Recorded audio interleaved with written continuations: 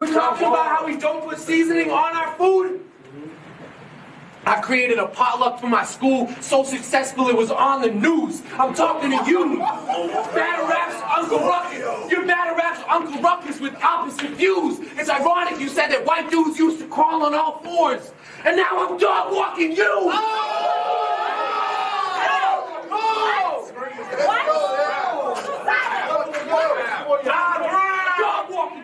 You got bodied. Tommy disrespected your queen, and she told you, fight back. But you died and choked the next round, and she didn't like that. When you got home that night, Scrap, she started to question your life path and made you look up his union benefits instead of letting you pipe that. Yo! It's a true story she told me last night. Asked you, one punch might flatten you, like I don't think the globe exists, and if you think that's a reach, so is this. Oh my fist! With Joe Wyatt after a broken split. It's ironic. You wouldn't be able to call me a colonizer if I stole your shit.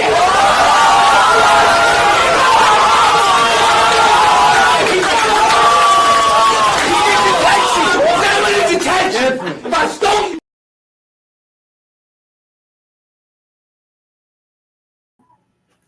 Oh my God, it's ironic. You wouldn't be able to call me the colonizer if I stole your Ooh, man. Ladies and gentlemen, welcome. We are here with another episode of Battle Rap First Take. And of course, as you know, it's a special episode, man. You know, as y'all know, New England is having one of the most fire cards coming up, the Massacre 6. No exaggeration. TBL has teamed up with King of the Dot. And they came together to throw one of the biggest cards of the year, man. So it's only right because, of course, got a lot of big names on this card, man. Names like Chilla Jones going up against T-Rex. Oh, my God. We got Big K going up against Tay-Rock. And y'all already know this one right here shook the whole world. You know, got Geechee Gotti versus Marv 1. Frat versus John the Dawn. Real Sick versus Charlie Clips. Pass versus New Jersey Twerk. That was the most recent announcement. And I'm telling y'all, the announcements is not even done. But with all of that said, we got a lot of heavy hitters. But we can't forget that we got New England's own representative. And on this card, we got somebody that's been putting in work for a long time, man. You know, I'll let him give you the specifics as far as how long exactly he's been in the game. But my man's been putting it down for a minute, man. Evolving, constantly growing, constantly being a mentor for a lot of the up-and-coming talent. You know what I mean? So without further ado, we have to bring him to the stage. To SABE, man. Welcome. Appreciate you having me, B&B. Thank you, bro. How you doing? I'm feeling good, bro. I'm feeling real good, man. I'm really excited for this interview, bro. Really excited. Yeah, same. So talk to us, man. Let us know how you feeling, man. How you feeling? This card coming up. I know this is huge. How you feeling about it? Great. I'm feeling great, and I'm privy to some of the battles that haven't been announced. It's like, yo, this is crazy. TBL, King of the Dot, Mass 6, really bringing some energy back to battle rap, some good energy. You know what I mean? And I'm very grateful to be a part of it. What went through your mind when you got that call? Because of course you knew it was Massacre before a lot of us. So, I'm not even trying to be corny or nothing. The first thing I did was thank God. No bullshit, bro. I said, thank you. I'm grateful for this shit. And then I celebrated, you know what I'm saying? And I told one of my friends that's like been a part of this forever with me type shit. So that was like the first three things I did. That's beautiful, man. That's beautiful. So let's get into it, because this interview is important for me because I feel like I'm going to learn some things about your career, some things that I didn't know. Also help me get a better perspective on your career and some of the things you do and stuff like that. and the approach you take in battle rap, which is very unique. So, Thank you, appreciate it. How long you been battling? What year? Why? So like the origin story, I mean, off camera I had been battling like before this and whatnot, but as far as my like first on camera opportunity, it was under the name Mass Messiah. I battled 10 battles actually total as Mass Messiah. The first battle was versus Black Poet of Overheads. I don't know if you've seen it. Okay. You gotta, if you have it, you should check that shit out, bro. I mean, unfortunately, he didn't, you know what I mean, get through his material and my material. I've heard of this battle, but I did not know that this was your first one. That was the first one on camera. So I was just chilling at a friend's house, and you know, Interstate Flames, like Chilla kind of cooked him, and like that's how he got, I think, the opportunities he got, because he went crazy that battle. But Interstate Flames, salute to him. He used to be fire too. He was at my friend's house as well. We were just like chilling, talking, and then like one of my friends was like, "Yo, he can battle," and I'm like, "Nah, you know, I just have fun with it, da da da." And he was like, "Yo, you should try battling on camera." And I was like, and that's how that worked out as far as like actually getting on a league and on camera. $10, Quincy, Massachusetts, 2012, the summer. A good time. So like, did you have like a background in music or something? Like, what was it that made your friends say, Nah. I mean, like I remember like the first time I ever battled somebody. I don't know if you're familiar with the artist Trey City from Boston. You know what I'm saying? He grew up in Stoughton with me, but like I remember battling him in the back of ELA class in like 7th grade. You know what I mean? Like, so I think like I started to probably battle more often, more towards like my junior year of high school, maybe as like 16 years old or something. But a lot of the inspiration came from like people rapping in ciphers and kind of having like impromptu like freestyle battles like in my vicinity, as well as like it taking off on YouTube around that same time. And like you see somebody like Iron Solomon like battling, you know what I mean, Math, and that dude Flames, like he's just in the middle of the street somewhere, some Jewish guy. I'm like, I can do this shit too, bro. Like it's in front of me. It's like I have access to it. People are rapping, and I figured in my mind I can rhyme, and I tried it, and you know what I mean. I wasn't that great. I got a lot better at it, but I was always like funny and entertaining, I think, like back in the day. But my shit got more serious, and like I don't know, it's a reflection of like my personal journey as just like a person, the way that I've evolved in rapping. So I gotta ask, because clearly you're one of the best in our region, clearly one of the best battle rappers I've heard. Appreciate you, bro. You know what I'm saying? So, and I'm hearing that your background seems a little bit unorthodox. So do you think that this was something that came to you with ease, or do you feel like over time through growth you just had to put the work in? I mean, it's like, yo, you got to think, right? So it's like, I remember one of my biggest like room shakers, like off camera, it was at like a party. Like, I kind of like rapped about it in the Lockhart battle in the 3rd round, but it was like my town was like over here, like, you know what I mean? Like the people that came, and then like the other town was here, and like me and Du were battling. And like, I'm like, why are you even trying this shit? I'll go crazy. Like, does anxiety fits, because this chick was known for having like, anxiety. And it went crazy, you know what I mean? So it's like, it was easier to shake a room like back in the day when it was the no phone, like freestyle, like just having fun, everybody drinking, smoking, chilling, like type era. Like when you have to actually do homework and have an approach. And also when I became a teacher, like one of my students, was a fan of Chilla and Shark Tank and found my battles and shit. And then I really had to think like, this is going to live for a long time. And how do I want it to reflect upon you know what I mean, people that I have influence over in that realm, like as a role model type thing. So I tried to bring a little bit more like conscious into it, you know what I mean, as much as I do my other stuff as well, People try to tell me to stop, you know what I mean, stop talking about certain things. So I've tried to balance it out, but I think I still mention what I want to mention enough to keep me happy and also keep the fans entertained and happy as well. Okay. Speak to battle rap at that time a little bit. Like, did you prefer battle rap at that time? Like, you said like, shaking the room was a little bit different. Like, did you prefer that ever as opposed to now? Or do you kind of like the direction it's going in?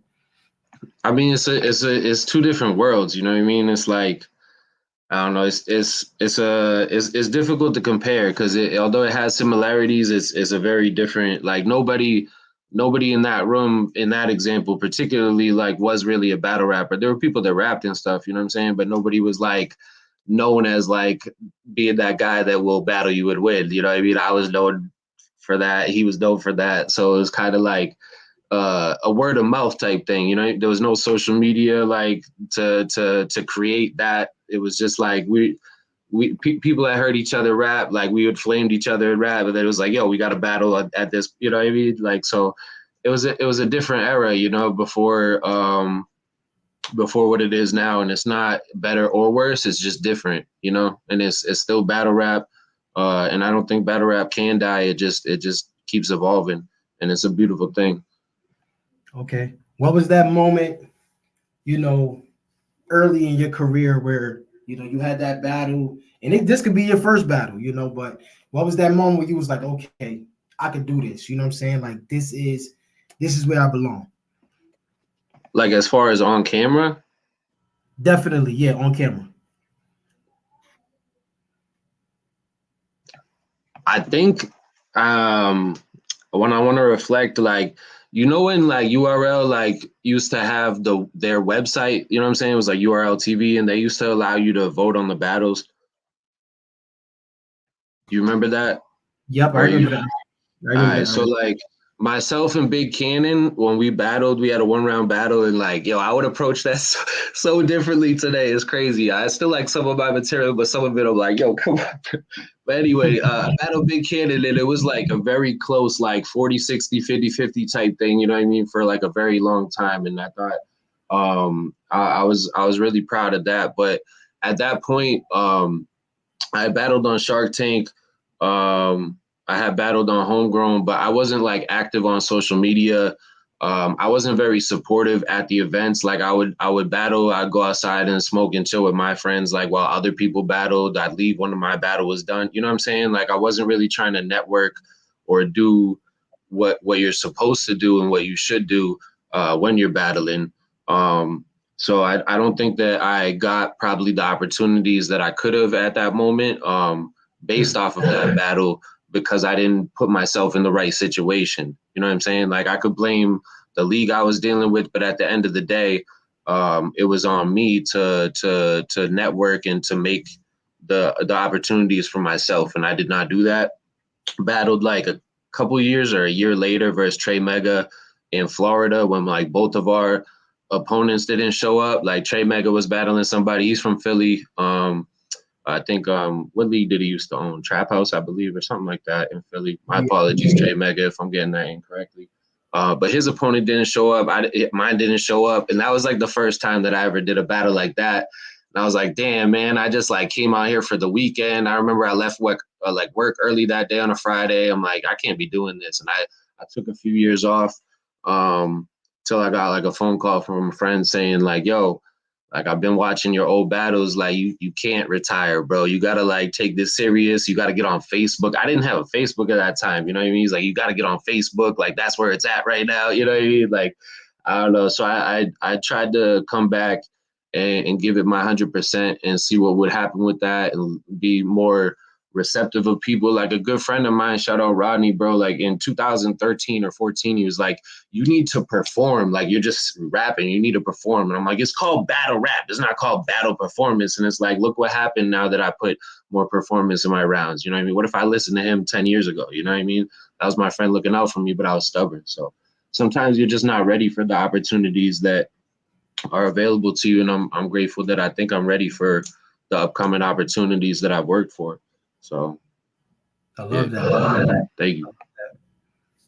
So why did you change your name from Mass Messiah to SABE? We got to get into that. I need to hear this one.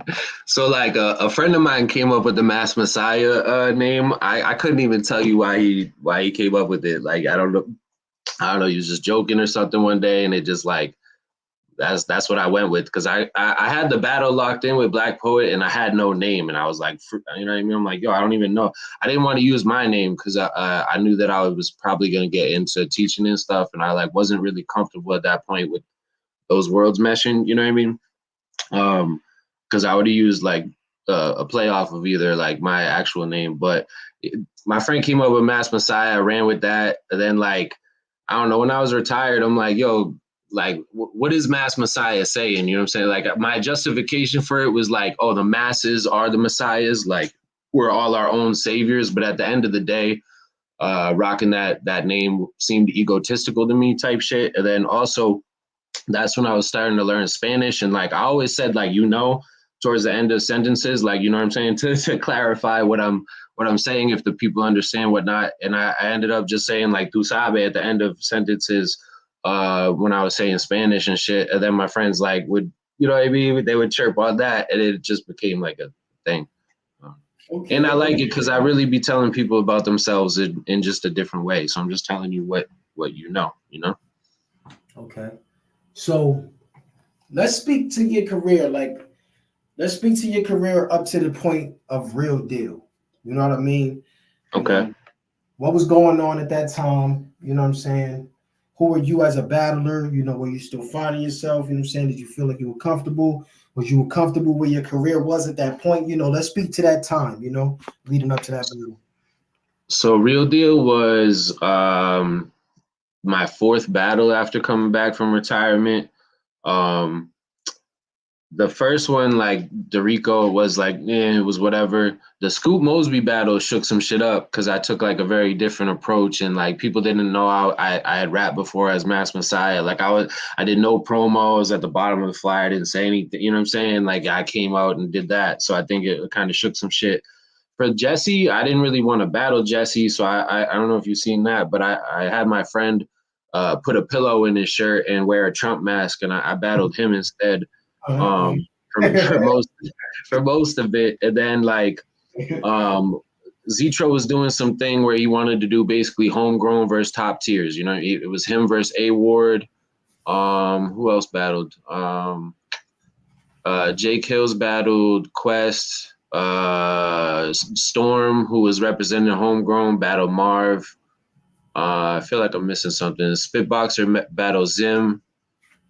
But yeah, on that event, he hit me up like, yo, I got the perfect battle for you, teacher versus teacher type shit.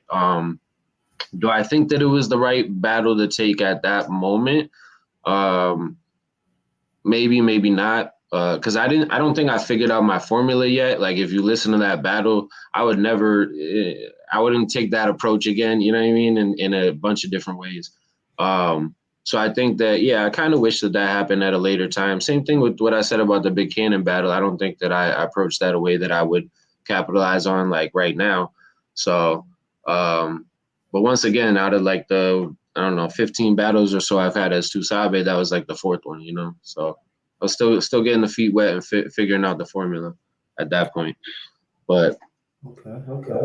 Yeah, and I was on that was when I was like technically homegrown's roster. Like my first run at it as Mass Messiah, I didn't do the whole like roster thing. I just like you got to battle for me, you know what I mean? It works out, then I'm gonna come battle. But I wasn't like on anybody's roster. So but I did have 5 battles on homegrown's roster, or 3 battles on technically on the roster type thing, and Real Deal was the second to last one. Yeah. Okay. I noticed you said that the Real Deal battle was after your first retirement. So let's talk about that a little bit. Like, why you retired so early in the game? Because that's a quite early period to retire. For me, it was once again, I never really, you know what I mean? I never really gave it my all at that point. I showed up, I rapped, I left. And that was about it, you know what I mean? And then we got that battle in Florida or whatever, and I showed up and I got the no-show, battled Trey Mega impromptu, and I was like, kind of had the is this worth it moment out there, you know what I mean? And part of that, it's just circumstance. Like that happens in battle rap, and you got to persevere. And I've had like no shows and things like that since.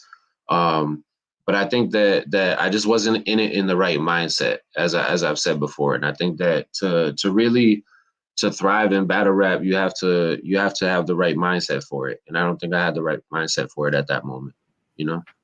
And it took a lot of inspiration. Shout out my friend Jamal, man. He called me and really told me how great I could be and what I was already great at. And that helped a lot to get that perspective. Okay.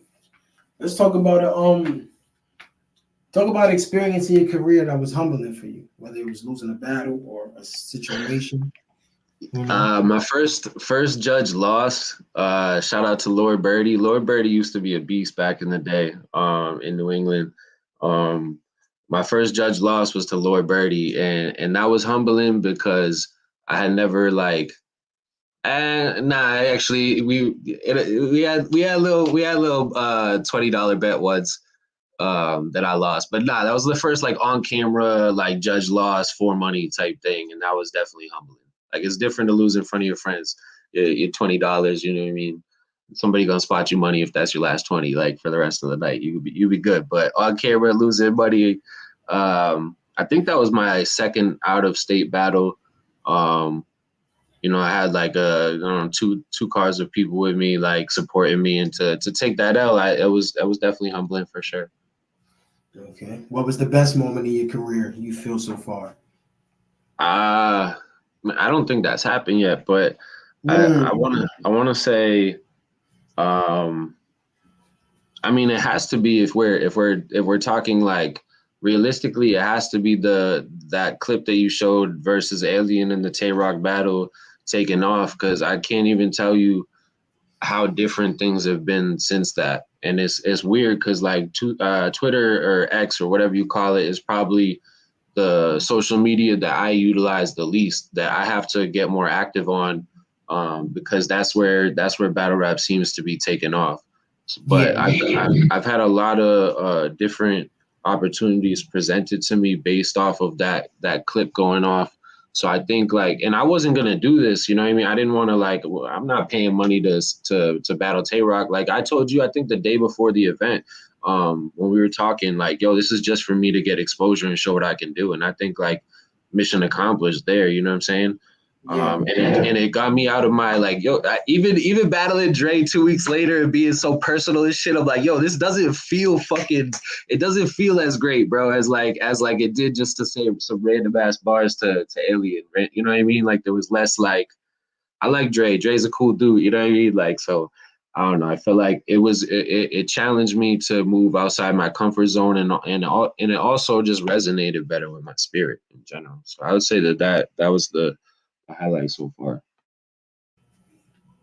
Yeah, man, I'm not gonna lie. You was in your bag for that tournament, man. Like that's one of those things where it was like, and that's why I want. And this is a good segue to the next question, because I want to ask, what's that battle where you feel like, okay, I got my formula, because everybody has that battle. I feel like in battle rap, it's like, okay, this is it. Like, do you feel like that was that battle for you, or do you feel like you had a battle before that? Because you already got mad great performances. So I don't think that I don't think I've had that yet. I think there's always a battle that I look back on and I'm like, I would do this different, I would approach this different.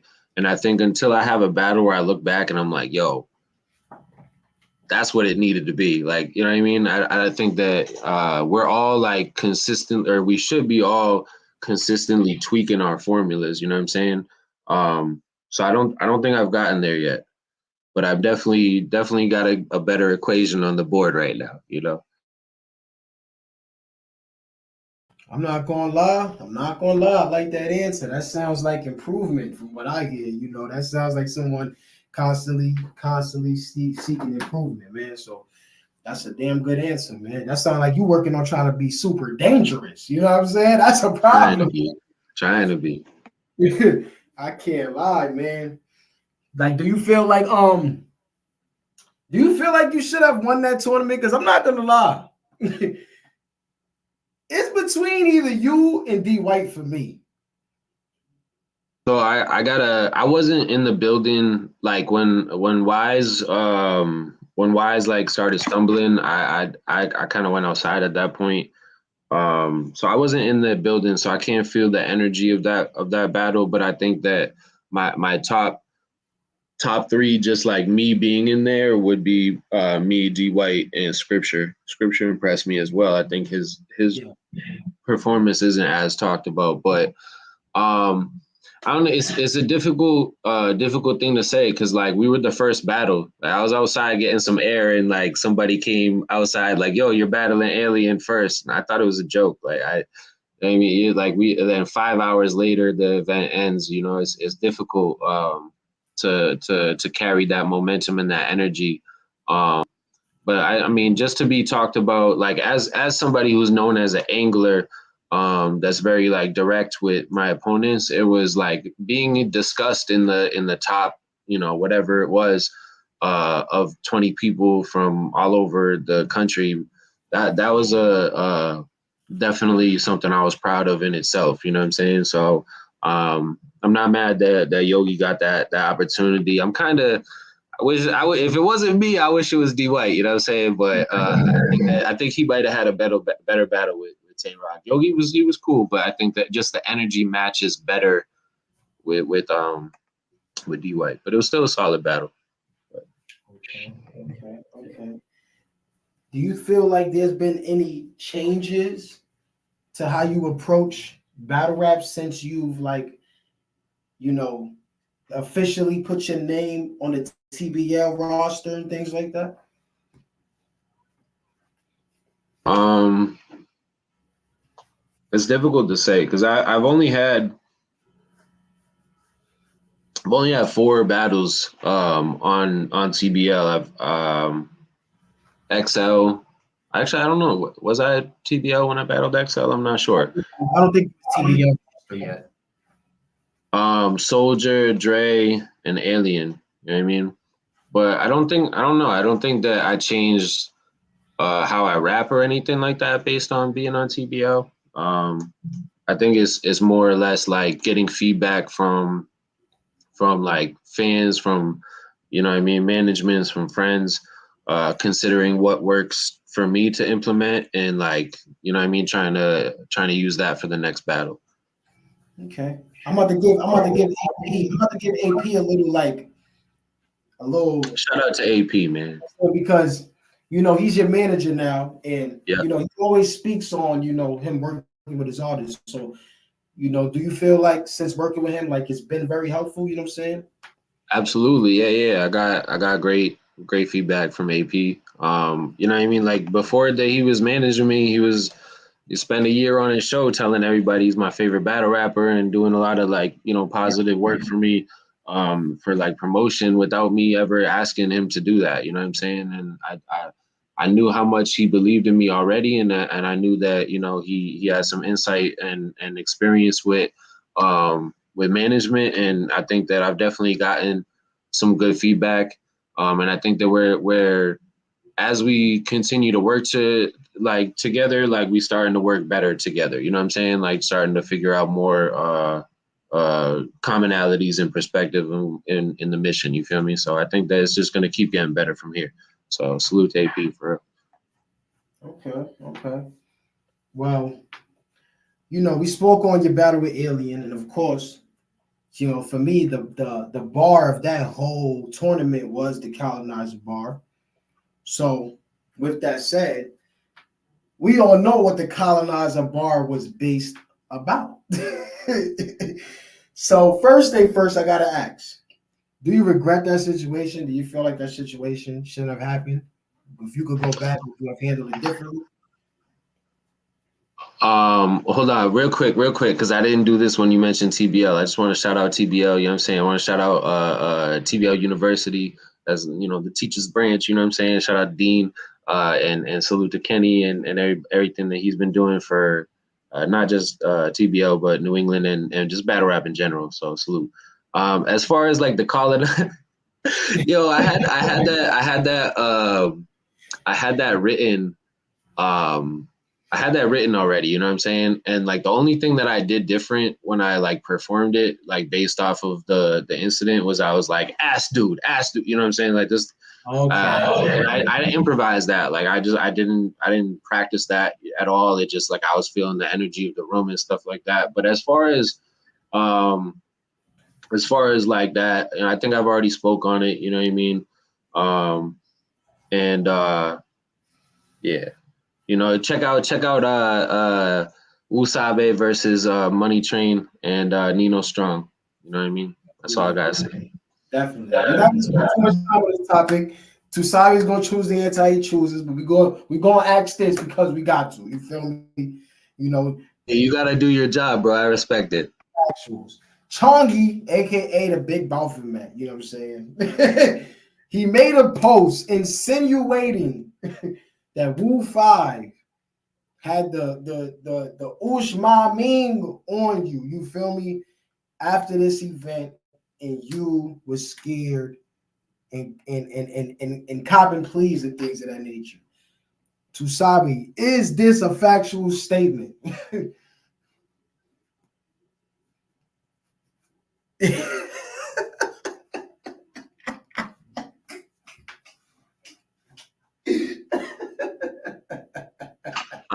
Salute to Changi. I hope to see him return to battling soon, and I hope that, you know what I mean, he can show what he's capable of, because we all know that he has a lot of potential in battle rap, and I hope that, you know, he can get back to that and display that sometime this year. I love it, man. I absolutely love it, man. With that said, man, who is some guys in the region that Tusabe wants to see?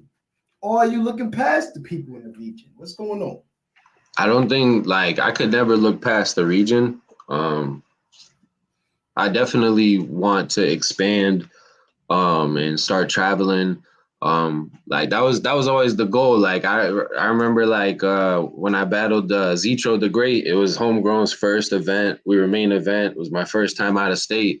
And like one of the bars that I said was like, yo, I want to travel and like, you know what I mean, bring friends and this, that, and the third. And like, obviously I had an unrealistic perspective of how much people got paid. And you know what I mean? Like, yeah, you're going to get tickets for me and all my people. Like, yeah, it's ridiculous. But I think just like being able to travel, I definitely want to do that. As far as like people in the region though, there's nobody that in particular I have like my sights on at the moment, but I'm not opposed to any battles that like make sense.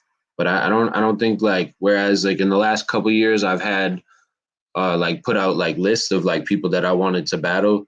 And like I think each year they got a little shorter and a little better. I don't have that at the moment. But if people want to battle me, I'm definitely, you know, I'm here for it. Okay. I rock with that. I rock with that. So you're known as Tusabe, our favorite battle rapping teacher. So it's only right. I gotta get a little bit of info on this teacher side of you. You know what I'm saying? Because you're a teacher. I respect it. Was being a teacher something you always wanted to be growing up? Is it something that just happened? Talk to us, Tusabe.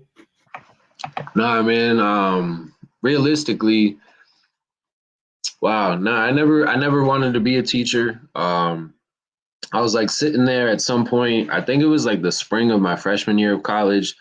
Um, I didn't really. I either didn't have a major or like I was studying. It was like sports management at that point. I thought I was gonna be like a football coach. You know what I mean? Like, or like an athletic director type thing. And Okay. I didn't like the business classes. I didn't like it because it was kind of like, here's how you manipulate people's thoughts and psychological, you know what I mean, profiles to make money off them. I was like, oh, I'm not feeling that. So I was undeclared. I was like, you know, I was kind of getting in trouble often and stuff like that. And I was sitting down with my guidance counselor, and she was like, well, tell me like what you've done for work in the past. And like I told her all the jobs that I did, all the side jobs and whatnot. And she was like, all right, which ones of those did you enjoy? And I was like, all right, I really liked coaching football. Like at that point, every summer I would go home and I would volunteer as like the offensive coordinator for our high school football team. Because like in Massachusetts, your actual coaches aren't allowed to coach you in the off season, like technically when you're playing other teams. So like some recent graduates would always go back and volunteer, and I did that for like 3 years after high school or whatever. So like I liked that, and I also taught snowboarding for a little bit. So those were the two jobs that I ever liked. She was like, "Oh, well, you taught snowboarding, you teach football, you're a teacher." And I'm like, "Nah, dude, that's corny. I don't like teachers. Like, there was very few teachers I liked at that point." And she was like, "No, no, no, you're a teacher. You're gonna be like one of those good ones that you want to have." I'm like, oh, "Okay." Like, and I was open to the perspective. I started doing education classes, and the person that was actually in charge of the education department, she's like, "Yo, I'm not accepting you," and she gave me like a deadline to stay out of trouble and to get my grades up and prove that like I could actually do what a teacher required. And I think that challenged me to kind of evolve as a person. I got like a little humbled in like life as well, like my personal life. Like took, you know what I'm saying, some like major losses of people and stuff like that around that time. So I think that the combination of that inspired me to get into education. And then when I became a teacher, you know, you got your suspicions of how bad it is, but you don't know until you're, you know what I mean, you're in it. And I think like, you know, some of the students that I taught, like when I first started teaching, like they're in their mid-20s now. They're older than I was when I started teaching. I started teaching at 21, like 4 days after I graduated college as like a permanent substitute. Like, so I think that realizing the impact that I had, and the negative impact that some of my colleagues had, it just really inspired me to stay in the field and to try to make a positive difference. You know what I'm saying? Yeah.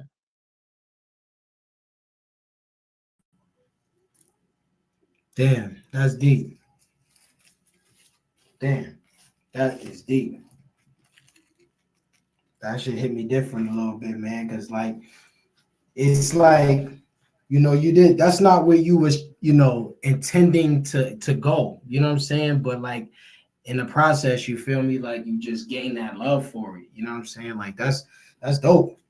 And the best part of it, so I got goosebumps thinking about it. So I'm in my education class. I'm surrounded by like my 10, 15 classmates, and we're all picking like what schools that we're gonna go do our like student teaching at. And I'm asking like the kids around, you know, because I wasn't from the area where I went to college. So I was asking the people that are from the area, like, yo, what schools you recommend going to? And they all said pretty much the same schools. And I was like, all right, what school you recommend not going to? They all said the same school. And as soon as it was my turn, I raised my hand. I'm like, yo, send me to that school. And the teacher, instead of being like, okay, and writing that down like she did for everybody else, she was like, what high school did you go to? She asked me where I was from first. And I told her, and she was like, oh, okay, I'll send you there.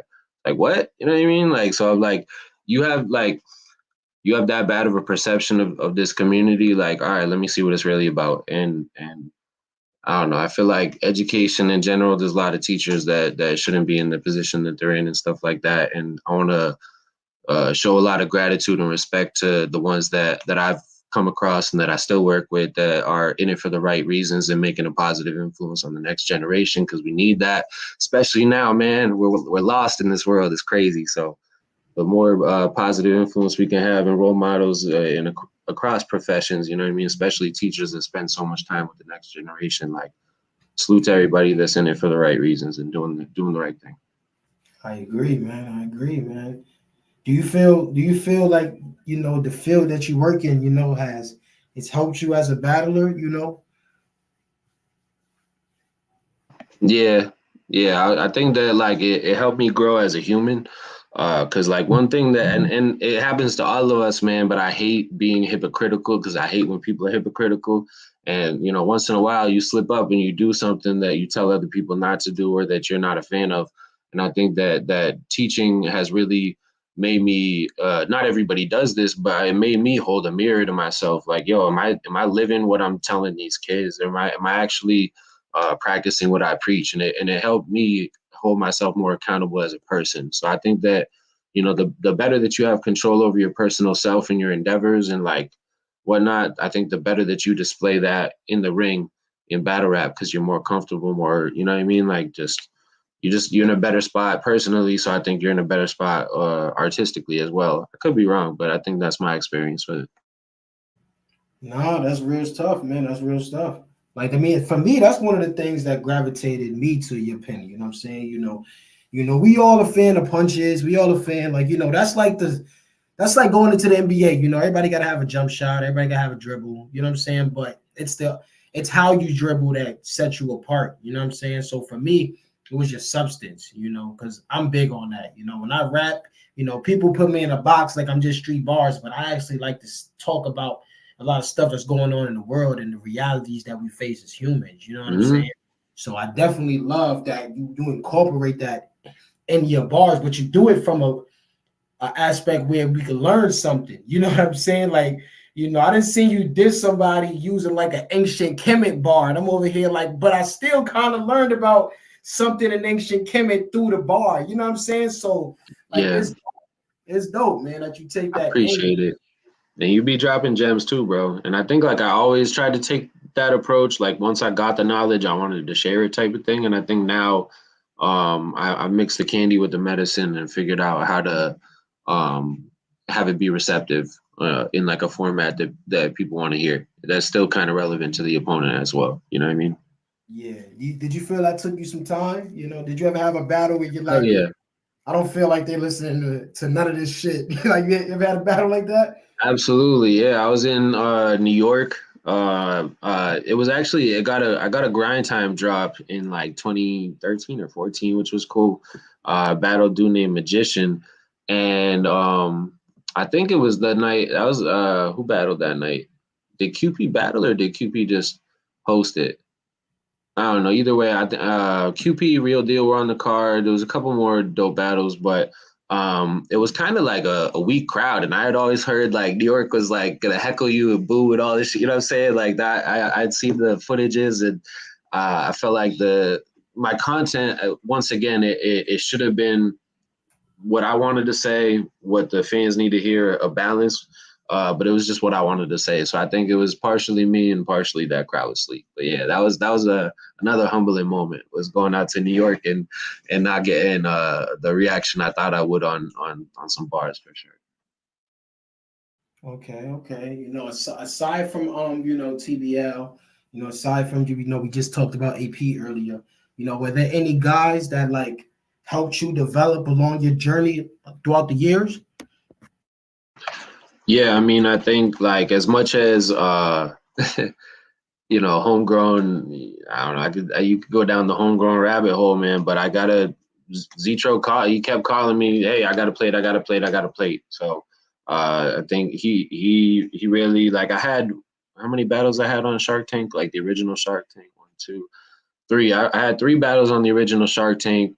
Um, and I don't know. I must have had like 10, 15 battles over at homegrown. So he definitely in the beginning of my career and when I started to come back, like kept me active. Like salute to him. Um, I forget which battle it was. I think the Hoods battle. I think after that, Behan wanted me to be iGrind, and I think he definitely introduced a different perspective to me, like league owner wise, that Zetro did. You know what I'm saying? Same thing as like Dean Kenny, anybody that is gonna be um, like in charge of the team type of thing. Everybody coaches different. So I think I've learned from everybody um, that I've worked with, and they all drop a lot of gems. So I mean, salute to them. And once again, bro, my friend Jamal that hit me up like halfway through my career and was like, you can't quit. Da da da da da. Like almost every single battle that he doesn't go to, I'm on the phone with him for an hour, 2 hours, breaking it down, how'd it go, this, that, and the third. You know what I'm saying? Like same thing when the battle drops. Like, so I need to salute to him. My friend Evan back home, like we were like, yo, we got to the point where I had Mook's round memory. No, did I have Mook's round or Sirius Jones round? One of us had one dude's material, the other dude had the other dude's material. You know what I'm saying? Like we were like really into battle rap like that together. He was the first person that I called when I got the Massacre 6 news. You know what I mean? Like been friends for like 20 years or some shit at this point. So um 15, I don't know, whatever the math is. But yeah, there's been a lot of influence and low key, bro, like I get influence from like everybody. Like The person that you never expect to have an influence over you, you do. Like, I'm more tapped into probably New England battle rap than I am like any other region besides like when a name battles a name or something like that, or somebody I'm like supporting that I got into. But like, I think everybody has something that they can teach you. You know what I mean? Like, for example, I noticed LSG would often rap, and like the first word of his next line would sometimes rhyme with the last word of the last, you know what I'm saying, the punch from the last line. And that at a certain point helped me remember the next bar. You know what I'm saying? Like at a point where like sometimes I would forget, you know what I mean? I was like, all right, let me use that technique. You feel me? Like that's just one I know example. exactly. That shit helps a lot. So I like to, if I'm playing football, I'm studying the game tapes. You know what I'm saying? If I'm making a lesson for the kids, I'm prepping the lesson. So I think that anybody has, techniques that you can really learn from. Like the thing, yo, when you brought out the cup, bro, like I didn't know why you had the cup. I thought you were just like, you know what I mean? I thought you were just feeling yourself that day. But you were like, nah, if you can hold the cup and not spill anything, that means that you have like the poise in the ring. And I'm like, oh shit, like how many of my movements that I have like are based off of adrenaline and not calculated just because I'm amped to be, you know what I mean, saying my material and getting it out and I'm on the stage and people are yelling and it, you know what I'm saying? So it's like you can learn something from everybody. Everybody's able to influence everybody, and they don't always tell you. Sometimes it be behind closed doors. Sometimes they just take it and don't give you the props. But I think that everybody has something that they can teach and that they can learn from. Great answer, bro. Great answer. So, I want to talk about, your time with Beham, you know what I'm saying? And, of course, we don't got to bring up all the negativity and all of that stuff. We already know what happened at that time. But, just, for myself, I've had talks with Beham. And one thing Beham did for me, he showed me what really is a big deal in battle rap and what's not a big deal in battle rap, I would come to him like, yo, I'm about to battle Chongi. And he'll be like, so? You know what I'm saying? Like, so he definitely showed me, like, okay, what's a power move, what's not, what to brag about, what not to. So, what are some things that, Beham helped you with, you know what I'm saying, in your career that you spoke to earlier? Think self-worth and avocation of self, I would say, are the main two things that I got from that. So salute to him for that, for real. Real shit. Nice, short and sweet. Short and sweet. Okay, man. So, we got the massacre coming up. Are you aware of who you're going to be going against? Like, do I know who I'm battling? Is that what you're Yeah. asking? Yeah, yeah. Oh, of course, you can't say the op, but, how you feeling about him? Do you feel like you're going to dog walk him? Do you feel it's going to be a classic battle? How you feeling about it? Um, you know, any given Sunday, any team can surprise any team, but I think the odds are on me at Vegas in this one. But salute to my opponent. I'm definitely looking forward to seeing how they approach this battle. And I think I said it earlier in this interview, but I'm definitely grateful to just be a part of this. I felt like there's so much controversy in battle rap, and the controversy it keeps the views up, it keeps the algorithm going. But I think that people have been feeling for a long time that battle rap has lost some of its like competitive element, like the just like, yo, who's the better rapper, who got the better bars, like let's focus on that type of thing. And I feel like I haven't seen any controversy on this card. I've seen nothing but like excitement and a lot of nostalgia. Like there was that a lot of people refer to like the early 2010s or whatever you refer to that, like the 2010 to 2020, like the early part of that decade as like the golden era in battle rap. I feel like there's a lot of battles that either incorporate the heavy hitters from that time or like even revisit like a Chilla versus Rex type thing. Like that could have happened 10 years ago and been fired. Like, but it's crazy. It's happening now. So I'm just I'm looking forward to it. And there's a lot of people that I haven't seen in person that I'm fans of. That I'm looking forward to meeting and seeing like them perform in person. So definitely grateful for the opportunity. Nah, definitely, man. I mean, this And is I what see GK in the comment you just posted, and salute to GK, man. GK is about to spaz, bro. I can't wait to see what he does too. So sir, we're gonna, yes, we're sir. gonna definitely. Yep, we're gonna work on, I wanted to get your interview out the way, you know what I'm saying? But yeah, we definitely gonna work on getting an interview with GK if he's open to it, because it's the Right. massacre. Y'all representing us. It's only right that, because one thing I can say is, and this is what we gotta make sure of as a region. This is a big card. We cannot let this energy and wave go by without New England getting a huge chunk of the upside of that. You know what I'm saying? We got to pull in a couple thousand fans, pull in some people that's going to be like, okay, I was a Tay-Rock fan, but now I'm a Tusabe fan. We need that. We need that. That's what this stuff is for. Do you remember? I forget which battle it was, but remember when like A Ward battled dude in the parking lot in the middle of the event, and it got like, what I mean, 10,000, 20,000 views or something like that in like the week. You remember that? Nah. Yeah. Yeah, it's like, yo, imagine like instead of, being on the couch at home getting the pay-per-view or waiting for the YouTube drops, like imagine like going there and battling somebody, you know what I'm saying? Like, and then getting recognition. You never know, like you never know what opportunity you can get. And I think that, like, as I said, in the first half of my career as Mass Messiah, bro, I didn't network at all. I should have been networking, and this is an amazing opportunity. Not just the battlers, bro, but there's gonna be league owners, there's gonna be media, there's gonna be there's a lot of doors that can open and connections that can be made at this event. It's a huge event for New England, and like I'm not saying all this shit because I'm part of it. Once again, I'm grateful to be a part of it. But like, yo, if I was not on this card, I'd still be promoting this card hard, because like New England is on a upwards trajectory, and like this is a pivotal moment for us to keep going and really get the respect that we deserve as a region. Definitely, bro. Definitely, And And salute to TBL, man, collaborating with King of the Dot, going into to Massacre with a partnership. Everything's King of the Dot / TBL, like bringing some of the most highly anticipated battles in the last couple of years. Big K versus Tay Rock. Like, come on, man, this shit's crazy, bro. So definitely, if you can be in the building, be in the building. And both days are fire. I know I can't say anything, but both days are fire, bro. You don't want to miss either one of these days. It's crazy.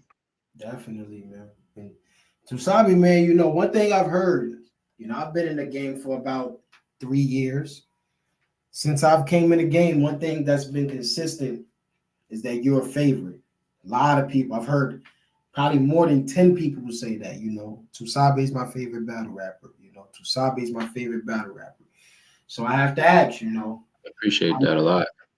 how you feel about your placement in this region? Do you feel like Tusabe has an argument to be considered the best in this region? Like you talking with names and everything too? I don't know, bro. There's a lot of We're gonna exclude the chillers and I the got people that you. we can. But I think as far as just let's just talk about the pen. You know what I'm saying? um, you know, I want to be like, yo, I'm the best that there is, the best there ever was, but like realistically, I think that this is a very subjective it's a very subjective like battle form, you feel me? Like, so the way that I would see, let me give a good example. The way that I would see Memo and the way that I would rank Memo would probably be different than a lot of people. You know what I mean? Because I think that like he's highly slept on. So like I think and it's more like his style. You know what I'm saying? Like there was a dude in the Greedy Grimes battle. Shout out to Greedy, great battle. That gave him the win because like he was like, oh, it's 1-1 going into the third, and I don't like personal stuff, so I gave it a Greedy type shit. I'm like, what? You know what I mean? But it's like I'm some people's cup of tea, and I appreciate that, and I'm grateful for it, and I know that I'm not going to be everybody's favorite, and I'm cool with that as well, because I think that I like B Dot as a battle rapper, not a lot of I think there's a lot of people that are like, yeah, I don't care that he's retired. I want to hear more of what he has to say. You know what I'm saying? So it's I'll be for some people and not for others, and I'm cool with that because you're not going to get everybody. So I'm grateful for the ones that support, and definitely grateful for the ones that are like, yo, you're my favorite, because there's a lot of people out here that are talented, that could be up there as well, you know. But am I up there for one of the best? For sure, yeah. And I'm gonna keep proving that. Um, but yeah, it's a subjective. Yeah, everybody likes different things. Okay, I'm about to ask you a question that I don't think I've asked any other New England artists that's come on the platform. So this card, we got T-Rex, legend, Chilla Jones, legend, Big K, legend, Tay-Rock, legend, Star Studded, full of legends, New Jersey Twerk, future legend, maybe a legend already. Do you feel like you're ready for that caliber of talent? So, man, I don't know if I can answer that question, because I think that question would reveal a good hint towards, like, who I'm battling or what type of battle I got. So I'm actually plead the fifth on that one for the first time tonight. My apologies, bro. Okay, well, let me see if I can come about this in a different way, because, we just want to know if you feel you ready. We ain't saying that you are or not. No, I got you. I would say, let me rephrase it like in this type of way, right? I've battled, as far as like names that I've battled. I battled Big Cannon, battle Real Deal, and battle XL. Those are probably the three biggest names that I've got. Every single one of those battles I would approach differently at this point. And I think that, once again, you never completely know your formula. But I think that I'm definitely looking forward to the next person that I get that's at that caliber, because I know, yeah, I know what to do. I know the assignment now. I was a little confused about the homework, but I think I got it now. Okay. Can we speak to some of your influences? As far as battle rap, Could be in general, sometimes there's outside influences to things, so what are some of your influences in general? like, I don't know. You're gonna have to like be kind of specific with that. I can tell you, like, in Okay, battle so rap, yeah, I'm about go to say, forward. so I'll give you an example, right? Right? Mm-hmm. In battle rap, right? One of my influences would be a Tay-Rock, Mm-hmm. we never take the things off, things like that. But Yep. something outside of battle rap, with someone outside of battle rap that still influences me and helps my mindset towards battle rap, would be like a LeBron James, Oh, somebody. okay. Like somebody I look up to. Yeah, you know what I mean? Somebody whose mindset, is a mindset that also, youth, My grandmother, represent. bro. My Mm, grandmother. mm. She's one of the most optimistic, besides her her boyfriend or husband, for want of a better word, you know what I'm saying. Besides her life partner and the Red Sox, everything in the world, she's so optimistic about it. And I got a lot of the opposite in my brain sometimes, so I think that helps me look at the world in a different view and inspires me to just try to, you know put more positive energy out in the world. So salute to my grandma, man. Yeah, man. Salute to grandma, man. That's a beautiful answer, bro. And that's Appreciate it. good because it also shows it, things start in the home. Things always start in the home and the family, man. That was my second mom, bro. Like she did everything with me when I was younger, and I'll forever be grateful for that. So and definitely helps me just, I don't know, just the littlest thing that I would see as like a tedious task or something. It's like she finds enjoyment in it. And it's like, that's Yeah. amazing. I wish I could do that. I'm trying to do that. You know what I mean? Do you like craft your rounds too? Like as if like, something that she could watch, if you know what I'm saying? Nah, I mean, at this point she can't hear the rounds. Respectfully, love her, but nah, I think that the way that I craft my rounds, more or less, at this point is, um I don't know. I try. I don't know, man. It's a difficult thing, because it's like I want to be my full authentic self, and I also want to filter out what needs to be filtered out. So I think I'm still trying to find the right balance uh for that. it's a work in progress, like everything else. Okay, okay. I only ask that because you know me, you know, my content can be a little bit out there sometimes, you know. And sometimes I find myself like if I come across a person that's like, you know, maybe they're like mid-40s, I feel you. religious, you know, I'll be a little reluctant to show them my battles. I'll be like, you know, are they gonna really like this? Are they gonna There's assume some certain more? battles I show certain people, and there's certain battles you know what I mean? Like, I got battles for everybody, you know. Like Yeah. when I retired versus Trey Mega, my whole round was about how like shit's, you know, everything's messed up. We need to come together and like it's like a big like unity, like fight the system type. You know what I mean? Like I'll show that to people like I don't know the Scoop Mosby. You know what I mean? Like I'll show that to some people that probably don't want to hear what I said to Alien and see my you know my hand on his visor. You feel me? Like so I think that there's you know you don't bring everybody to the same restaurants. I'm not gonna lie, man. When you battle, man, your angling is something. You know, I remember I had to tell you your last battle, like, yo, bro, your angling is like it's crazy. Like, can you speak to that a little bit? You know what I'm saying? I don't want you to give up too much, you feel me? Because you know you're a battler, you know, but like, you know, what goes into your mind, you know, when you look at a battler and you come up with these angles, you know, do you do homework or you just, you know, you go off, you know, just what your body tells you to go, you know what I'm saying? Like, where does that come from? I would say that like I've always incorporated that into my rounds, right? So like one of my better performances as Mass Messiah was versus Fiji Osa. I forget where he's from, like Arizona or something like that. And he was a military dude, right? There's one round that I have like a half a round about the military, right? And then like if you look at the difference between that and the Lockhart one, you'll see like the growth in the angling, but it's always been there. But one thing that actually really gave me inspiration to like kind of go more in depth with it was right after I battled Fijiosa and took the like, oh, you know, you fighting for people that won't fight for you. Da, da, da. You know what I'm saying? I took that whole approach.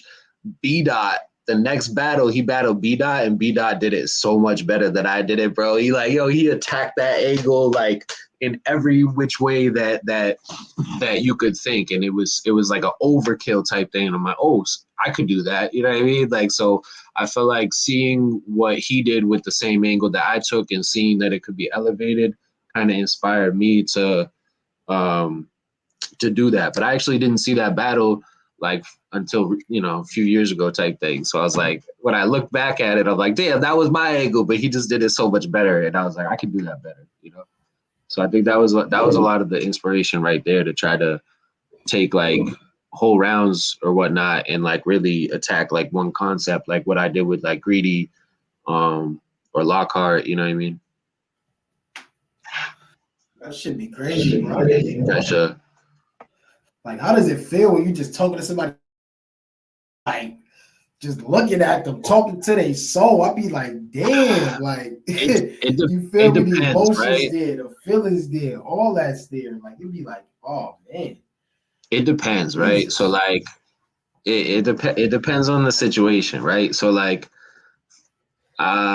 which ones do I want to talk about? So like for Dre, right? Like I'm like he didn't have a daughter, man. I don't know. I was like I could feel it in the lack of reaction behind me and like the whispering behind him and stuff like that. I could feel it like so I think that certain ones are easier than others. Like Pressure was calling me like the week before our battle like a Neanderthal that like has fur instead of hair and you know what I'm saying, the recessive genetics and like you know what I'm saying, like he was doing like he was really going in on the So what? what you call it, the face off. Like we had the face off in person and he was just wilding out and like I you can see I'm like I was a little more chilling composed and I didn't respond to certain things because I knew my material was gonna respond. So like I think that battle stands out so much to people, not just because of the content, but also because like literally 5 days, 6 days, or whatever before that, this dude was just like barking on me, you know what I'm saying? And like he won that face off easy. Like he smoked me in that face off. Like it was nothing I could say. Like, yeah, you're right. You know, I got the recessive genetics, my fault, man. You know, I don't know. I wasn't there. I'm here now. You know, we did what we could in the caves. Like, you know, we tried to cook our meat all the way through. You know, I'm sorry, bro. I don't know. Like, you know what I mean? So I had something to prove that battle. Like with somebody like Dre, I had just come off the alien battle doing like a random bars type thing. And it definitely felt worse doing that. You know what I'm saying? Like, um, I didn't like the feeling, like, you know what I'm saying? Like when with Greedy, the content of that third round, that's something that I was passionate about. You know what I mean? It's like, yo, you really did that? Nah, I'm gonna talk to you about it. You know what I'm saying? We're gonna talk about it. Like with like Lockhart, like without what, you know, like the whole military round, the first round, it's like, yo, I feel that way, so you're gonna feel my passion. So it's like, nah, if I'm like, if that's how I'm feeling, that it is what it is. But I think that after I battled Alien and saw like, oh shit, I don't have to do this, and everybody can be more receptive of it. You know what I'm saying? And like, because there's always a weird feeling when you're really talking to somebody. Like there's an ability to make people go like, yo, and you know, react and shit. But there's another ability to make the crowd silent. Like Mm-hmm. it's a difference between making the crowd silent and like people talking in the back and this that, and that. When the crowd's silent and they're waiting on your next word, like there's definitely a lot of tension in the room. You could feel the energy. And I think that I prefer like to try to have more fun with it at this point, kind of like the alien battle, I think. But I definitely want to continue to angle, just maybe in a little bit of a different way. I'm glad you said that because I feel like crowd control does not get enough credit in this game. Because of the crowd, because you can control the crowd so much, it can ruin your reaction.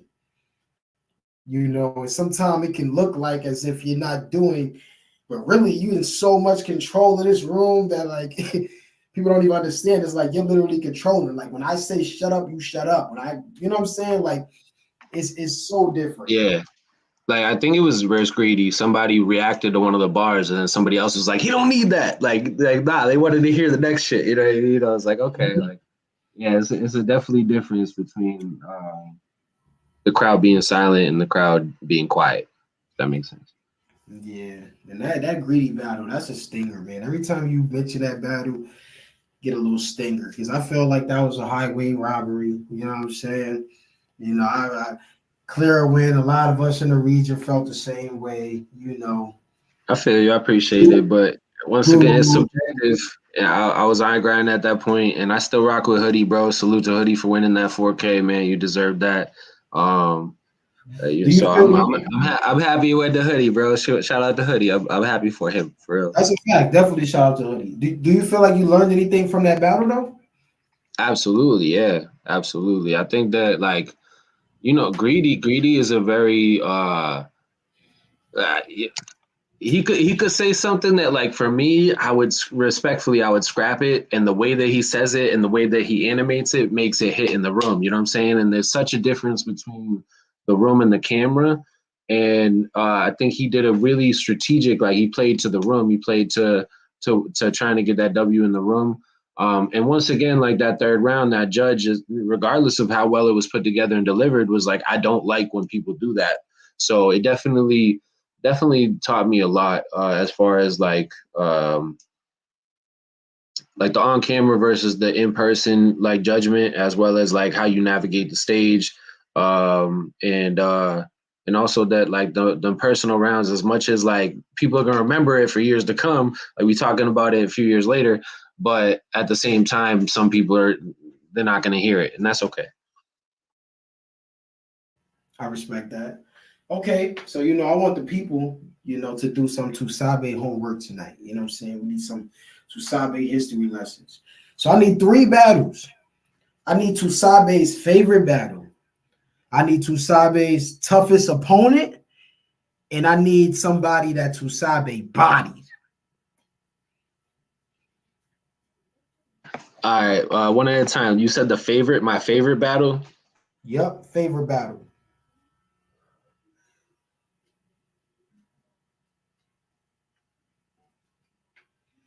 All right, what's the next question? We're gonna go back to that one. That's difficult. Think And about I if literally, I have literally all my battles written here. You know, I do my homework. You can't see it. put some thought into your favorite battle. And I'm not talking about outside. I want the battle in your career. What's your favorite battle? Like my favorite performance of myself. Yup, exactly. Exactly. It's got to be the Scoop Mosby performance, man. It has to be. It has Okay. to be. It has to be. Okay. Just the content that was delivered there.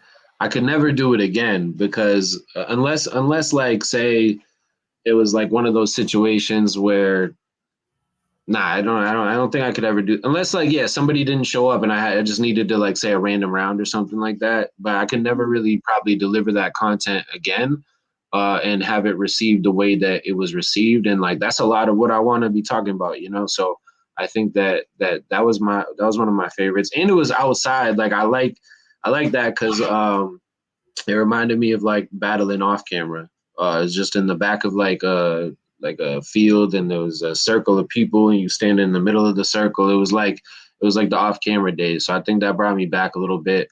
And I like what the message that was said and that it was received the way it was received, because there's a lot of content in there that I think is important for people to think about. You know, I don't want to dunk your head in the water, but if I can lead you to it and give you a empty glass, like, you know what I'm saying? So yeah, Scoop Mosby was my favorite personal performance of mine.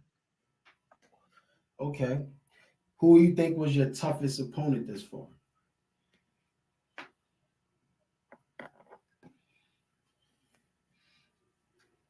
I can't wait for this one.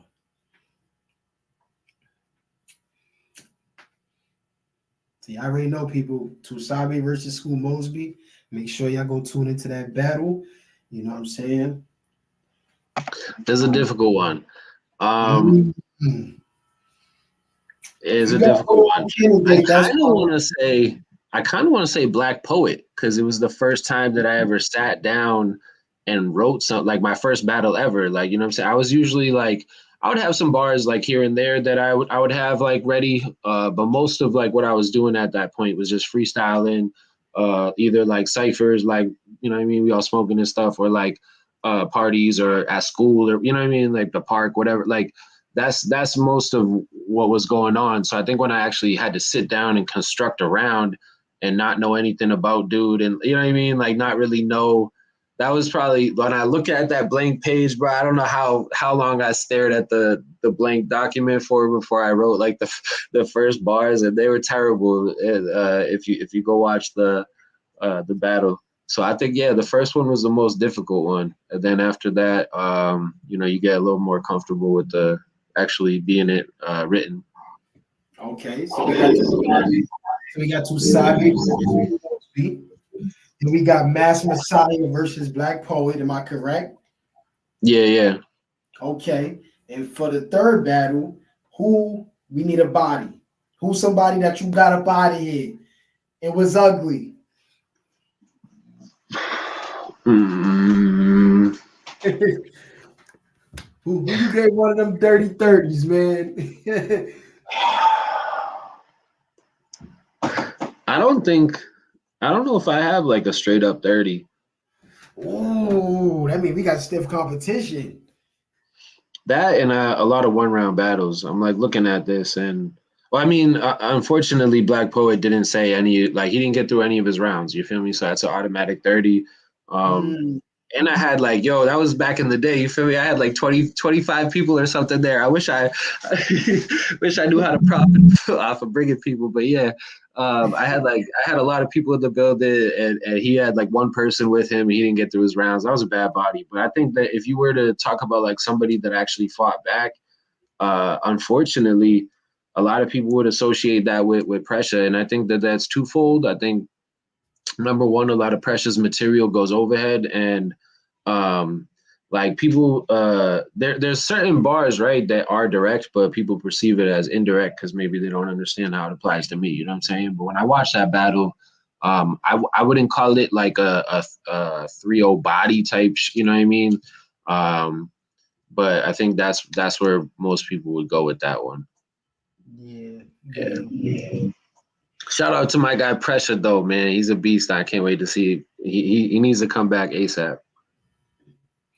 Yeah, man. Let's pray for him, man. You know, he got a lot going on. You know, rest in peace, D-Mac. You know, Rest in yeah. peace, D-Mac, man. We praying for you, pressure. We want to see you back outside, bro. We want to see you back outside, man. Just take your time. We waiting on you. Yeah. All right, If too, we man. were to include virtual shit, I would probably say Golden Q too. I don't know. He was a one rounder, but like that guy got All right. Before we get out of here, would you mind if I get a couple predictions from you? For the Nah, battle what's up? we got out so far. Yeah, let's talk. So of course, Chilla, man. We got to start with Chilla versus T-Rex. Respectfully, Rex, I don't know. I don't know if he has it in. I don't know if he still has in him what he needs to win this battle. And I hope that we see Rex, you know what I'm saying, taking this at 100%, and I hope like he able to like his wind and whatnot. You know what I'm saying? I hope he's able to do it what we know he's capable of. I know Chilla's coming to, you know what I'm saying? He's coming for that W, so I hope that Rex is as well. I got Chilla. Yeah. Have you done predictions? Are we doing this together, or you just want my predictions? Yeah, I'm gonna do some predictions. All right. Yeah, who you got? See, for me, T-Rex is always one of the things about T-Rex has always been his pen. Mm-hmm. And with Chilla, his pen is like that's his, you know what I'm saying? That's his you know, his what's the Green Lantern ring? You know, that's his pen, his Green Lantern ring. You know what I'm saying? So I'm definitely gonna have to edge Chilla, but I would not be surprised if Rex, you know, comes through one of those performances, you know, because he can sell a head out of some bars. But I hope so. yeah, I think Chilla's just gonna be too strong lyrically, and I feel like K-Shine is kind of like the lyrical version of T-Rex, you know. And Okay. you know, that's how I look at it. him. You know, I look at him like the lyrical version of T-Rex, you know, and I feel like Chilla Jones kind of, you know, he got him out of there, you know. So I'm gonna get this one to Chilla, man. I'm gonna get this one to Chilla. That was the caffeine venue though, right? What Like Chilla versus K-Shine. I don't think it matters. I think Chilla's winning regardless. But I think Chilla versus K-Shine was like small room COVID 2020 type setting. Whereas like this hopefully is going to be packed hundreds and hundreds of people. You know what I mean? So, but I think I still got Chilla though. But that's a great point for sure. Yeah, that definitely was a small room vibe. Way different. Oh, that's when he did the they were miking up. He did the wire thing. Yeah, that was crazy. Yep. That was crazy. The wire on your bar. That was crazy. And it was right on the spot. You could tell. Like that was crazy. That was crazy. Okay. Big K versus Tay-Rock. I can't believe they made this happen. I ain't even gonna lie. They shitted with this one. Like they absolutely shitted. I can't even. Yo, and I don't know if you've seen I think it was 15 Minutes of Fame interviewed Tay-Rock, and they were saying that Kenny was like a major. I posted the little clip. He was saying Kenny was a major factor in the negotiating this. You know what I'm saying? So salute to Kenny making this happen on this collab card. I don't know, bro. It's difficult, but I'm gonna edge Big K. I think that Tay-Rock does a lot of things better than him, but I think potentially Big K's approach to the battle, if he approaches it in a way that maybe people haven't or a little differently or whatever, I think he'll edge it 2-1, but it'll be debatable. That's what I'll go with. Man. This battle right here, Lord have mercy. I'm gonna go with Tay-Rock because I feel like Tay-Rock felt robbed from Champion of the Year for so many years. And when Big K won it last year, you know, when Big K won Champion of the Year last year, it really stung Tay-Rock, you know. And I don't know if it stung him because Big K won. you know, I don't know if it stung him because Big K won and he just didn't win, or because he just felt like Big K didn't deserve it. Because I know when Big K won, I'm not gonna lie, it caught me off guard. I don't know how you felt about it when you heard about it, but when I heard about it, I just didn't see it coming. I wasn't surprised by it, but I could definitely. I mean, once again, it's so subjective that I feel like there's always a few people that deserves it. You know what I mean? I see what you're But saying. I think now that you giving me that perspective of like, yo, Tay Rock's got something to prove because he's like, I should have been champion of the year, and then Big K's got something to prove because he's got to be like, nah, I deserve this, and this is why you shouldn't be. Man, this is gonna be a classic right here. But I So got, think about it, you I know, got K-Rock yeah. is arguably the GOAT, and he's never won champion of the year. You know, so this Mm. And he said K-Rock he's is retiring at the end of the year. Oh man, bro, I don't know. yeah, man. I'm not gonna lie. So I'm gonna go with Tay-Rock for this one, man. How you feeling I'm gonna about keep this my next prediction, battle? but I like Geechee this one Gotti, too. Marv won. I feel like this battle I think can bring out the best in both of them. And I'm gonna go 2-1 either way. I don't know how to call this one. 2-1 either way. Yeah, Mm. I like because I that. felt like they both can do things that the other one can't do, but does sometimes. You know, they dabble in each other's strengths, but I don't know, 2-1 either way, depending on execution and preparation. But definitely this battle, I think, has a lot of potential to bring out the best in both of them. Yeah, I feel like Marv One is gonna have to really get into a lyrical bag. You know, I feel like Geechee Gotti could kind of coast and get through to a win. You know, he's kind of graduated to that point in his career where he could coast and win. But you know, Marv One, you know, to beat a Geechee, you know, and you know Marv One, you know, he's a legend. He's done some great things in battle rap. You know, but I'm just speaking on just recency. You know, just recent behavior Yeah, like that. You know, I would have to say that, you know, he's gonna have to get in his bag for real, because Geechee's gonna have just an aura and a presence that alone, you know, as soon as he start this round, nigga, you was a bitch. You know what I'm saying? That I shit will think that. turn up. Yeah. I think sometimes we prepare differently depending on the opponent, and I think Marv One probably knows what he's up against and is gonna prepare for that. I agree that he has to definitely bring like an elite level lyricism with him, and I think he also has to utilize his humor in the right way, not overdo it, but like bring it in as well.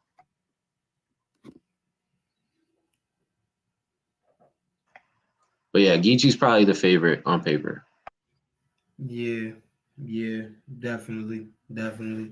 Yeah, I could agree with that. I can go with a 2-1 either way. I can go with a 2-1 either way for sure. How you feeling about Frack versus John the Dumb? How you Yo, feeling?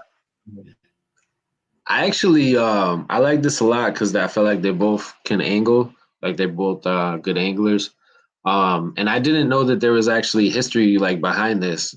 Did you know? Are you privy to the like what's been going on between them for the last couple of years or whatever?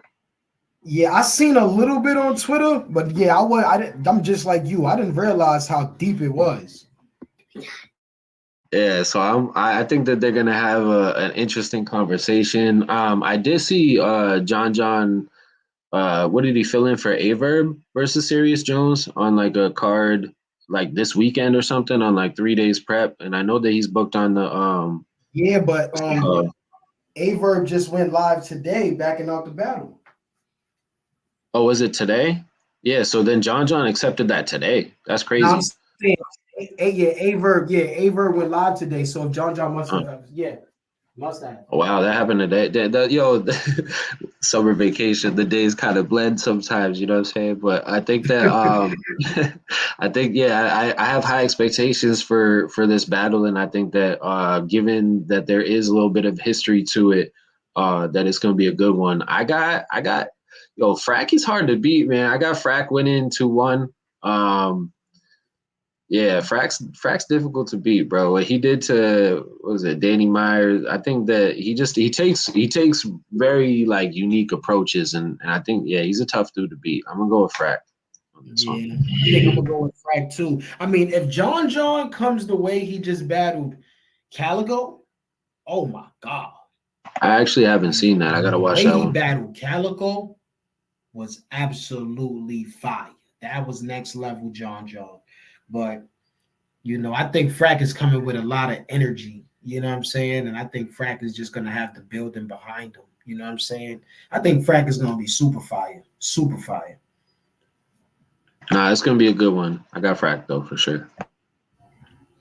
Now this one right here, ooh, this right here was when this was when I had nightmares and I wanted to fight Kenny because I was like, yo, I'm super tight that I'm not on this card. Now you got Charlie Clips battling on this card. I Yeah, was this one's super, wild. super tight. This Jesus one's wild. Lord. Oh I, tr- man. I tried to explain this to like my girl in like layman's terms. You know what I'm saying? I'm like, there's a couple dudes from Wild and Out that are on the card with me. And she was like, "Oh shit, that's great!" Da, da, da. You know what I mean? Like try to explain Yes, to like a yes, non-battle rap person. Nah, this is wild, bro. yes. Like This this battle shit. is insane. Yeah, This car could go crazy. The promotion, like they're not people are not understanding. wild. I Oh my I god. think I have to go with Real Sick on this one, but this is like this is like the main prediction that like I have a definitive winner, but I'd be less surprised if the lose. You know what I'm saying? Like if Charlie's on 1,000 and comes up with the win, I'm not gonna be surprised. But with what Real Sick's been doing versus what Charlie's been doing, I think I got Real Sick. Real Sick's just on one. Like yeah. Yeah, I mean, Charlie better not play this card. That's all I'm gonna say. Charlie better not do that shit he been doing these past battles on his card. But if Charlie come I like think we'll see a Charlie, good version of him. ooh, real sick, man. I feel bad for you.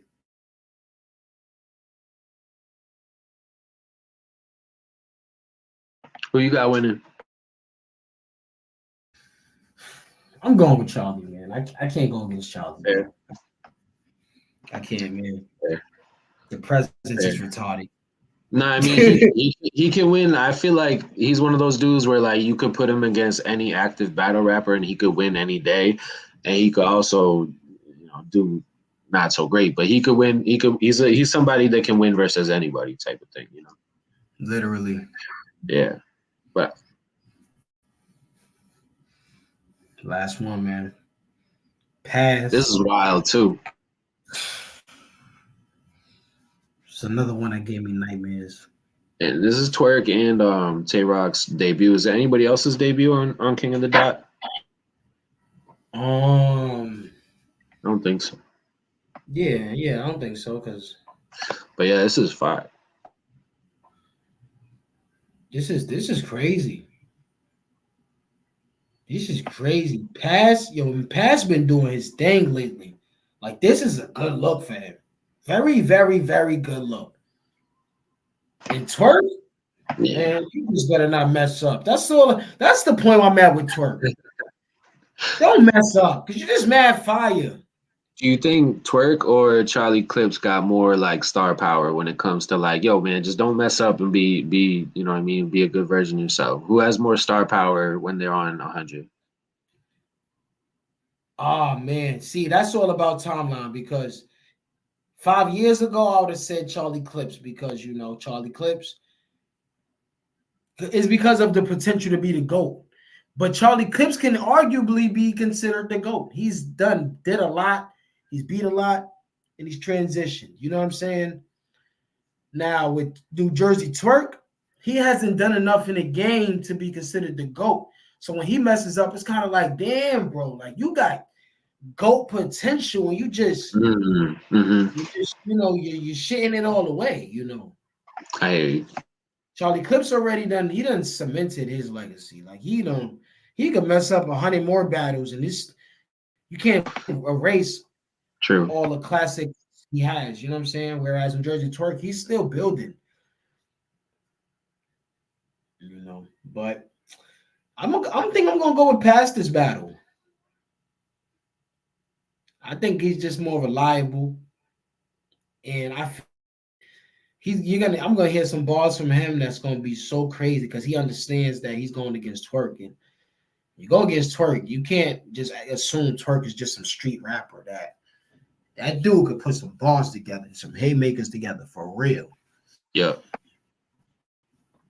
So Yeah, I think probably similar to the last battle. I got passed, but I wouldn't be surprised if Twerk, you know what I mean, wins this one. yeah, definitely. But that's 6 it for for 6 so prediction. far. Yup. Once again, ladies and gentlemen, Massacre 6. Understand this card, biggest card of the year. I'm talking about in general. I'm not talking about the biggest card of New England. I'm talking about the biggest card of the year for battle rap. This card is it. Get your fucking tickets. Pull up. This card is next level, man. SABE, man. You got any closing statements, man, before we close out this interview, bro? Nah, I just want to, you know what I mean, show you appreciation again. Thank you for having me. Salute to, you know, what's the words, expansion. Definitely tap in wherever you're at if you haven't already, and follow them on all platforms. Make sure you subscribe to all that. Same thing with Takeover Battle League, TBL. Make sure that you subscribe. Very grateful for this upcoming opportunity. And just want to, like, you know, there's a lot of things that we pick up and put down in life, and this is one of the ones that I'm glad that I didn't keep down. And I came back and gave it my all and seen what could happen with it. And I'm definitely having opportunities that you know I thought weren't possible, or thought were possible at the beginning of my career without really having the knowledge or experience to attain it. You know what I'm saying? So for those of you that are thinking about quitting, think about the big picture. Like for those of you guys that are thinking like, you know, battle rap's dead, et cetera, et cetera.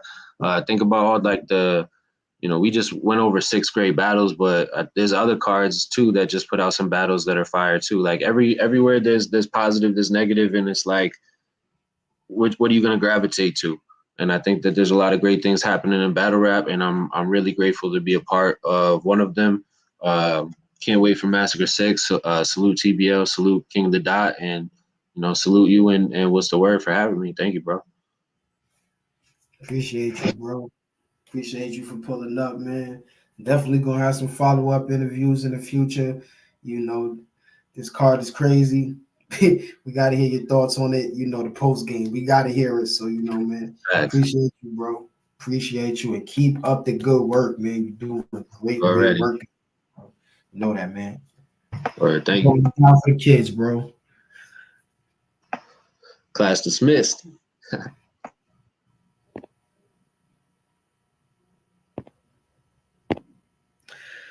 All right, y'all. Interview was fire.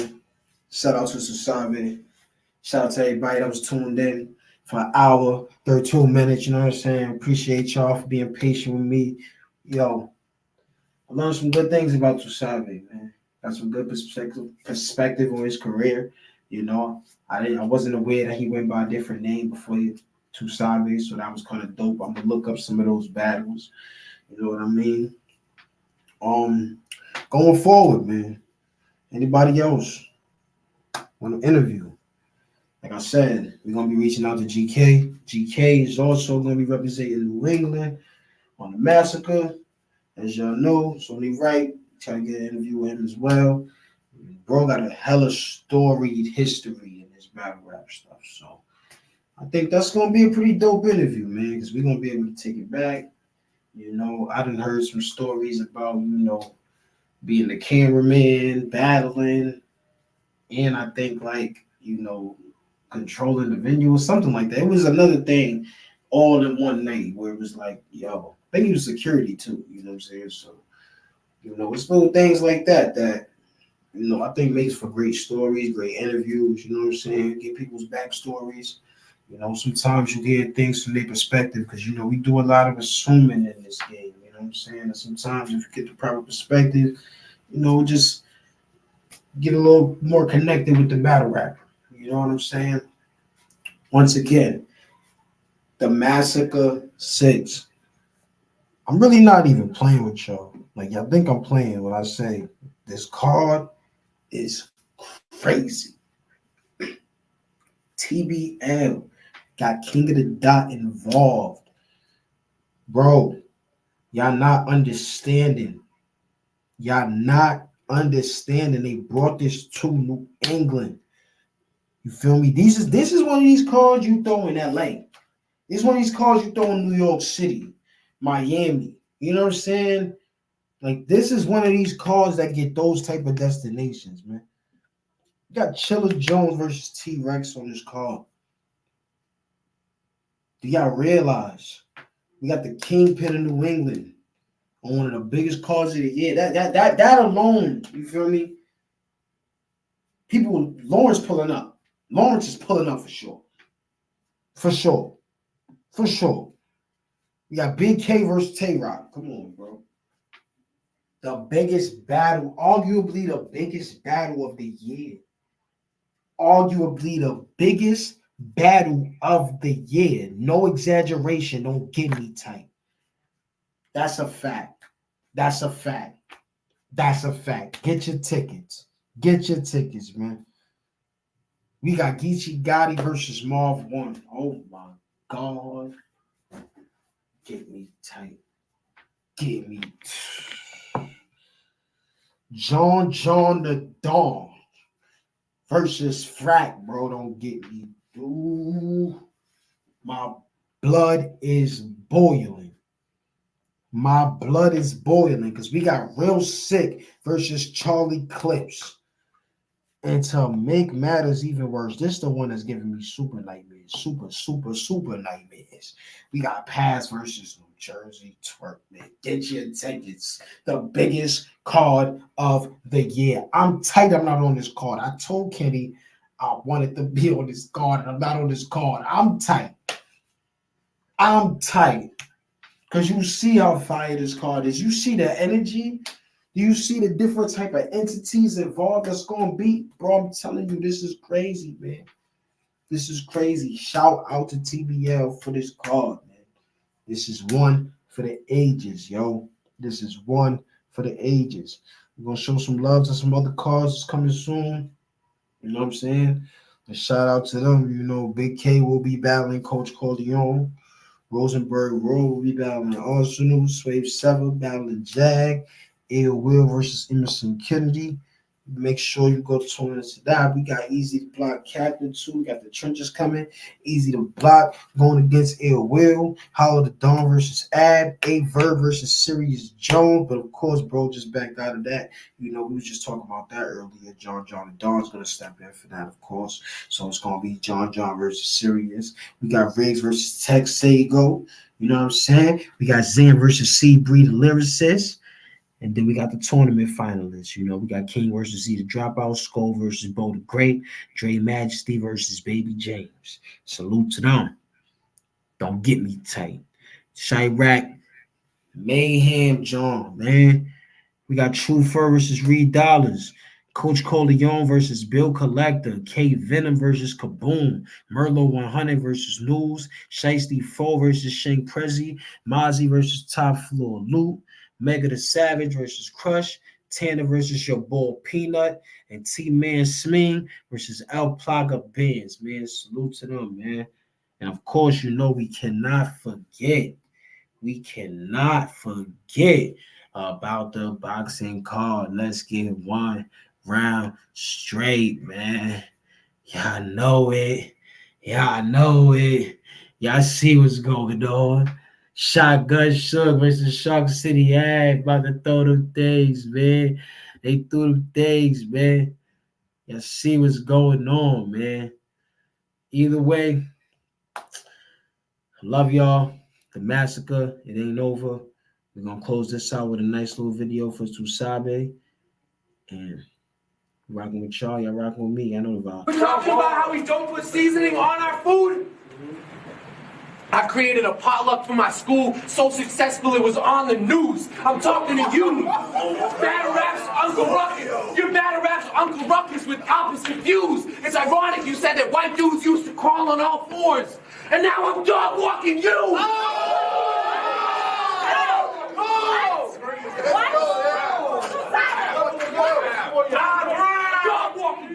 You got bodied. Tommy disrespected your queen, and she told you, fight back. But you died and choked the next round, and she didn't like that.